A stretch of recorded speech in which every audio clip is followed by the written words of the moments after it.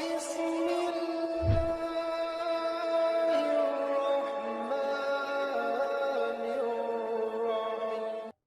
اللہ الرحمن الرحیم۔ امیر المومنین علی ابن ابی طالب علیہ السلام ارشاد فرماتے ہیں کہ مجھے تمہارے بارے میں دو چیزوں کا خوف ہے، ایک خواہشات کی پیروی اور دوسرا لمبی آرزوئیں۔ بادشاہ کے پاس ایک درویش آتا ہے، بادشاہ درویش سے کہتا ہے مانگو، کیا مانگنا چاہتے ہو؟ درویش کہتا ہے اے بادشاہ سلامت، میری اس کشکول کو بھر دے۔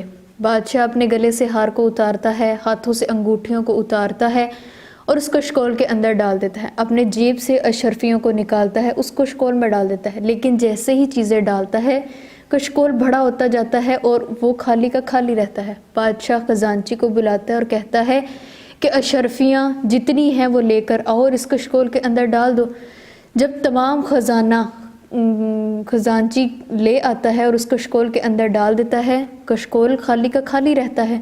اس کے بعد وزراء کی باری آتی ہے، وہ تمام مال و متاع اس کے اندر ڈالتے ہیں لیکن کشکول خالی کا خالی رہتا ہے۔ بادشاہ تمام شہر سے جواہرات کو اکٹھے کرتا ہے، اس کشکول کے اندر ڈال دیتا ہے، لیکن کشکول ہے کہ خالی کا خالی۔ بادشاہ کو اپنی بے عزتی محسوس ہوتی ہے۔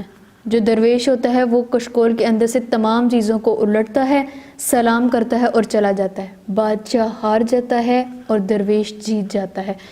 جیسے ہی درویش جانے لگتا ہے تو بادشاہ اس کے پیچھے جاتا ہے اور کہتا ہے کہ حضور مجھے اتنا تو بتا دیں کہ یہ کشکول کس چیز کا بنا ہوا تھا کہ جو بھرنے کا نام نہیں لے رہا تھا۔ تو درویش مسکراتا ہے اور کہتا ہے کہ یہ خواہشات سے بھرا ہوا کشکول تھا کہ جسے سوائے قبر کی مٹی کے کوئی پر نہیں کر سکتا۔ حاصل کلام کیا ہے کہ انسان اگر خواہشات نفسانی کی پیروی کرنے لگے تو اس کی خواہشات کبھی ختم ہونے کا نام نہیں لیتی۔ کیوں؟